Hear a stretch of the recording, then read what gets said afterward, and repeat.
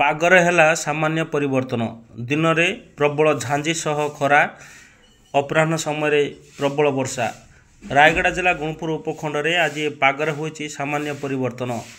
दिन सारा प्रबल ग्रीष्म प्रभाव जारी रही बेले गुड़गुड़ी सह झांझी मारुला हेले अपराह्न सामान्य पागरे होइछि परिवर्तन। पवन सह बिजुली घड़घड़ी मारी प्रबल वर्षा होइतिला। पाखापाखि 15 ରୁ 20 मिनिट काल वर्षा होइतिला।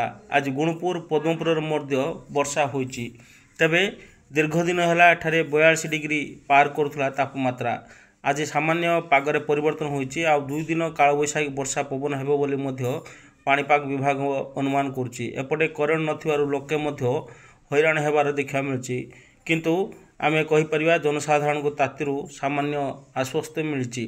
ए होछि से दृश्य पागरे सामान्य परिवर्तन होइछि एवं विभिन्न स्थान रे वर्षा होइछि। वर्षा हेबा फल एठारे माटी ओदा होइछि एवं माटीर मध्य पानी रहिथिबा देखा मिलछि।